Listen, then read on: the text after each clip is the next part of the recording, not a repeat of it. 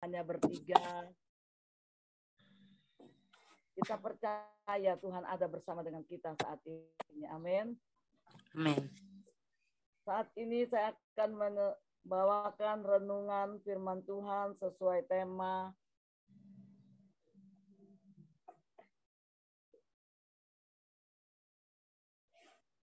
takut error nih. Sesuai tema dari Rakernas kita, Finishing Well. Saya ambil di dalam Filipi 3 ayat 13 sampai 14. Tema saya berikan tetap setia dan berkarya sampai akhir. Ya. Demikian bunyi kebenaran firman Tuhan, Filipi 3 ayat 13 sampai 14. Saudara-saudara, aku sendiri tidak menganggap bahwa aku telah menangkapnya, tetapi ini yang kulakukan. Aku melupakan apa yang telah di belakangku dan mengarahkan diri kepada apa yang ada di hadapanku dan berlari-lari kepada tujuan untuk memperoleh hadiah, yaitu panggilan surgawi dari Allah dalam Kristus Yesus. Kita di sini melihat bahwa Paulus sangat hebat dan sangat luar biasa. Saat dia diberkati Tuhan, dia tidak menjadi lupa diri atau alias kata dia menjadi sombong. Tapi dia ketendahan hati dan tetap dia berkarya di dalam Tuhan. Dia juga tidak mencuri kemuliaan Tuhan. Dia tetap hidup melayani Tuhan. Ya. Dia tidak ingin melayani Tuhan hanya karena ingin popularitas sehingga dia mencuri kemuliaan Tuhan. Tapi di sini dia tidak mencuri kemuliaan Tuhan. Bahkan saat dia menderita pun kita tidak pernah mendengar bahwa Paulus mengeluh. Ya. Atau Paulus menyalahkan keadaan ataupun dia menyalahkan Tuhan. Dalam arti kata dia mundur di dalam pelayanan. Baik atau tidak baik waktunya. Ini membuktikan bahwa Paulus melayani Tuhan dengan setia. Sampai akhir hidupnya. Dia mengakhiri pertandingan hidupnya dengan baik. Apa sih yang menjadi rahasia Paulus? Sehingga dia bisa melayani dengan setia sampai akhir hidupnya. Saudara yang Tuhan kasihi, saya tertarik dengan ayat ke-13 yang dikatakan melupakan, tepatnya melupakan apa yang di belakangku. Apa sih yang ada di belakang kita? Ada yang berkata mungkin kita melupakan kebencian. Atau mungkin kita melupakan kemarahan-kemarahan dengan seseorang yang telah menyakiti hati kita. Kita dikecewakan oleh orang-orang yang ada di sekitar kita. Kita merasa kita sudah berbuat yang terbaik. Tapi kita masih mengalami kekecewaan-kekecewaan. Ada juga yang berkata mungkin kegagalan-kegagalan. Karena kita memiliki masa lalu yang sangat kelam. Melupakan hal-hal atau kejadian-kejadian yang menyedihkan. Saya tahu saudara tidak gampang. Bagi saya kata melupakan itu membuktikan bahwa Paulus memiliki hati yang penuh dengan pintu maaf. Atau dia bergulat dalam kepahitan hidup. Ataupun juga dia melupakan segala dendam atau sakit hati dengan orang-orang yang pernah menyakitinya. Paulus memiliki hati yang penuh dengan kerendahan hati. Bahkan hatinya dibuka pintu maaf yang sebesar-besarnya. Saudara, ibu-ibu yang Tuhan kasihi, itu yang kita ingin belajar dari Paulus. Dari sisi lain kita melihat kunci kebahagiaan kita untuk kita bisa menjadi pelayan Tuhan yang setia adalah memiliki hati yang penuh dengan maaf atau membuka hati kita untuk pintu maaf yang sebesar-besarnya. Saudara, bagaimana supaya kita bisa dipakai Tuhan dengan sangat dahsyat dan kita bisa setia sampai akhir kehidupan kita atau finishing well. Yang pertama, saudara, hidup dalam kebenaran firman Tuhan. Artinya kita mau menjadi pelaku firman, bukan hanya menjadi pengkhotbah yang hebat. Saya tahu saudara, tidak mudah untuk kita menjadi pelaku firman. Bahkan sangat sulit. Untuk menjadi pelaku firman kita harus menghasilkan buah-buah roh. Ada 9 buah roh yang harus dimiliki oleh setiap kehidupan anak-anak Tuhan. Itu enggak gampang, saudara. Kita ambil satu saja contoh buah roh, yaitu tentang kesabaran. Untuk menjadi sabar saja. Itu enggak semudah kita mengucapkannya. Tapi itu yang Tuhan tuntut. Salah satu dari buah roh, kesabaran dan penguasaan diri. Bukan hal yang mudah, saudara. Tapi mari kita mau belajar. Tidak gampang untuk kita menjadi sabar. Orang bilang saya sudah dibandingkan dengan 30 tahun yang lalu, dengan 40 tahun yang lalu. Orang yang melihat saya, yang dekat dengan saya, bilang sudah jauh dibandingkan kesabaran saya seperti yang 40 tahun yang lalu. Mungkin waktu itu umur saya masih terlalu muda, jadi masih meletup-letup. Walaupun sudah berubah saja, saudara, belum 100% yang Tuhan inginkan untuk saya terus belajar sabar. Karena kadangkala masih ada hal-hal yang membuat saya meletup-letup, saudara. Sampai kadang-kadang bisa membuat saya lupa diri. Saudara, hanya masalah parkir saja. 3 bulan yang lalu, saudara, saya sampai lupa diri dengan orang yang ada di depan gereja. Pada saat orang-orang semua parkir di depan rumahnya dia ketok mobilnya, dia coret. Sehingga pada waktu saya parkir, salah seorang ibu yang berjualan di depan gereja bilang, Bu, jangan parkir di situ. Kenapa? Sudah banyak yang parkir di situ, mobilnya diketok, ya dicoret sama si om tuh. Ya. Mending kalau yang nyoret anak muda, saudara. Yang nyoret itu sudah tua, umurnya sudah 70. Luar biasa gak, saudara? Saya bilang biarin, saya kepengen tahu, saya pengen lihat. Sampai saya tantang begitu, saudara. Itu kan hal yang membuat saya tuh sampai lupa diri, saudara. Satu saat saya lagi ada acara di gereja dengan anak-anak TK wisuda. Bulan Mei itu, saudara. Saya parkir di situ.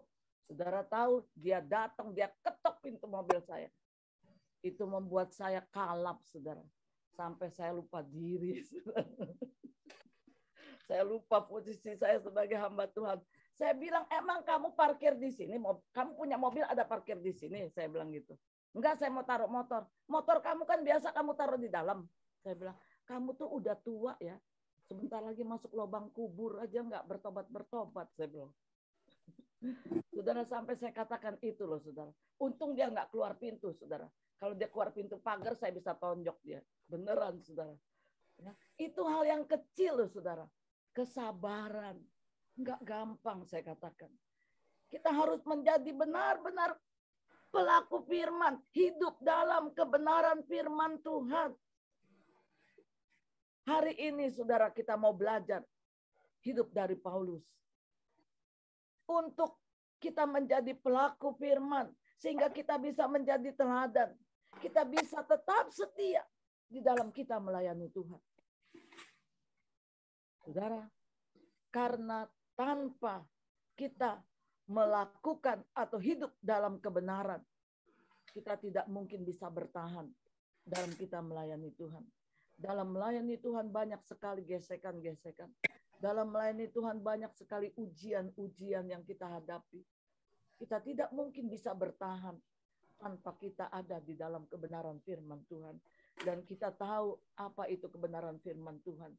Kita mau menjadi pelaku-pelaku daripada kebenaran firman Tuhan. Yang kedua, saudara, kita tidak mudah kecewa. Kita tidak mudah kecewa. Saudara tahu dalam melayani Tuhan kita berhadapan dengan berbagai macam karakter. Pasti ada gesekan-gesekan yang kadang bisa membuat kita kecewa. Membuat kita mundur dari pelayanan. Membuat kita melupakan Tuhan dan meninggalkan Tuhan. Kalau kita tidak kenal Tuhan kita siapa dia. Tuhan yang begitu dahsyat, yang tidak pernah meninggalkan saudara dan saya. Saudara, ketika kita mendapat gesekan dan kita kecewa, mari kita ingat kebenaran firman Tuhan yang mengatakan, besi menajamkan besi, manusia menajamkan sesama. Berarti dengan gesekan, menjadikan kita kuat, menjadikan kita dewasa, menjadikan kita bertumbuh di dalam Tuhan. Kita ingat bukan akan kasih Yusuf. Waktu Yusuf dikecewakan oleh saudara-saudaranya. Apakah Yusuf membalas perbuatan saudara-saudaranya yang menyakitkan hati Yusuf? Yang membuat Yusuf menjadi kecewa mungkin. Yusuf tidak kecewa, saudara. Tapi apa yang dikatakan Yusuf di dalam Kejadian 45 ayat yang kelima. Dikatakan kepada Yusuf di hadapan saudara-saudaranya, tetapi sekarang janganlah bersusah hati dan janganlah menyesali diri karena kamu menjual aku di sini. Sebab untuk memelihara kehidupanlah Allah menyuruh aku mendahului kamu. Saudara, kita lihat segala sesuatu yang terjadi dalam diri kita. Tidak ada yang kebetulan. Oleh karena itu kita belajar untuk kita tidak kecewa. Tapi kita mau selalu mengucap syukur dan bersyukur. Karena kita nggak tahu apa yang Tuhan inginkan dan rencanakan dalam hidup kita di kemudian hari. Apa yang akan terjadi di kemudian hari, saudara. Itulah pentingnya untuk kita belajar di dalam kebenaran firman Tuhan. Dan kita mau melakukan apa yang Tuhan perintahkan di dalam kehidupan kita. Apa yang kita lakukan agar kita berjiwa besar seperti yang dilakukan Yusuf. Yang pertama, saudara, kita harus berpikiran positif. Ya, kita harus berpikiran positif. Artinya di balik kejadian yang membuat kita sedih, yang membuat kita akan kecewa, kita harus bisa melihat Tuhan bekerja di dalam kehidupan kita. Kita harus bisa Tuhan akan berkarya di dalam kehidupan kita. Saya ingin saya ingin saudara kita semua tidak akan mudah kecewa atau menyalahkan Tuhan. Mungkin kita bisa kecewa, tapi Tuhan mengingatkan kita lewat Yusuf. Apa yang dialami Yusuf? Yusuf dibuang, Yusuf dijual, Yusuf masuk penjara, yang melakukan orang yang dekat. Tapi Yusuf tidak pernah sakit hati. Yusuf tidak pernah kecewa. Yusuf tidak pernah benci. Saudara, yang kedua yang kita lakukan adalah lakukan yang terbaik. Paulus katakan dalam Filipi 3 ayat 13, tetapi ini yang aku lakukan. Aku melupakan apa yang ada di belakangku dan mengarahkan diriku kepada apa yang ada di hadapanku. Artinya Paulus tidak mau hidup dalam kekecewaan atau mengingat-ingat masa lalu yang penuh dengan segala kesakitan yang Paulus lakukan, melihat ke depan. Apa yang Tuhan ingin kerjakan dalam hidup kita. Apa yang Tuhan ingin pakai di dalam hidup saudara dan saya. Kita tatap ke depan. Di masa depan kita masih banyak pengharapan-pengharapan di dalam Yesus. Yang ketiga dan yang terakhir, saudara, kita mau belajar mendisiplinkan diri kita untuk menghidupi kebenaran firman Tuhan. Artinya kita mau tetap setia di dalam membaca firman. Kita mau tetap setia berkomunikasi dengan Bapa lewat doa-doa kita. Paulus katakan dalam suratnya, di dalam 1 Korintus 9 ayat 27, tetapi aku melatih tubuhku dan menguasainya seluruhnya, supaya sesudah memberitakan Injil kepada orang lain, jangan aku sendiri ditolak. Saudara, ini yang Tuhan rindukan. Ini yang aku rindukan, yang saya rindukan, untuk saya bisa mengakhiri hidup ini dengan satu tujuan yang Tuhan janjikan. Kita mau finishing well, kita mau tetap setia, kita mau tetap belajar taat. Apapun yang kita alami di dalam pelayanan kita, di dalam tugas-tugas kita, kita percaya Tuhan tidak pernah tinggalkan kita. Dia selalu mendampingi kita dan Dia selalu memberikan kekuatan kepada kita. Tuhan memberkati. Amin. Saya kembalikan kepada Ibu Maya. Baik, luar biasa Bu Tris, terima kasih buat sharing firman Tuhan ya, menguatkan kita untuk finishing well ya. Memang untuk finishing well gak gampang ya Bu Tris, apalagi soal sabar ya. Ya, tapi kita mau sama-sama belajar dari firman Tuhan hari ini. Sebelum nanti Ibu Dewi tutup dalam doa, kita nyanyi lagu Menyenangkanmu, Senangkanmu ya. Refnya saja. Menyenangkanmu, senangkanmu, hanya itu kerinduanku. Menyenangkanmu, senangkan hatimu, hanya itu kerinduanku. Sekali lagi katakan ini ya.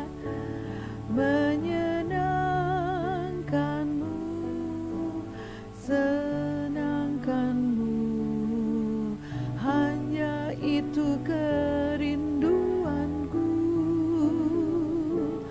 Menyenangkanmu, senangkan hatimu, hanya itu kerinduanku.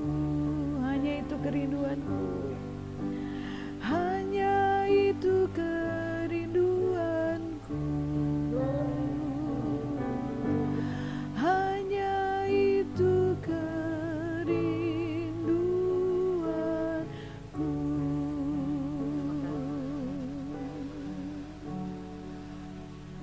Benar Tuhan, hanya itu kerinduan kami. Amin. Untuk menyenangkan hati Tuhan. Amin. Biarlah apa yang sudah kami lakukan Tuhan sepanjang siang hari ini boleh beroleh perkenanan-Mu. Berkati Tuhan Ibu Tris lebih lagi Tuhan, Yes. untuk boleh menyatakan kebenaran-kebenaran-Mu, untuk menyaksikan karya anugerah-Mu Tuhan atas hidupnya. Kami bersyukur Tuhan setiap pelayanan yang sudah diberikan. Tuhan juga berkati Ibu Maya dalam doa pujian penyembahan. Biarlah Kau pakai terus Tuhan, dia boleh Tuhan mengembangkan talenta yang Kau percayakan atasnya ya Tuhan. Oh, sebagai pemuji penyembah-Mu, sebagai pensyafaat-Mu Tuhan. Tuhan, kami bersyukur Tuhan buat siang hari ini. Kami sudah menaikkan doa pujian penyembahan. Kami sudah boleh mendengarkan firman Tuhan, bagaimana kami mempersiapkan diri untuk sampai kepada finishing well. Kami serahkan Tuhan kehidupan kami seluruhnya ke dalam tangan Tuhan kuasa. Dalam nama Tuhan Yesus, kami sudah berdoa dan mengucap syukur. Haleluya. Amin.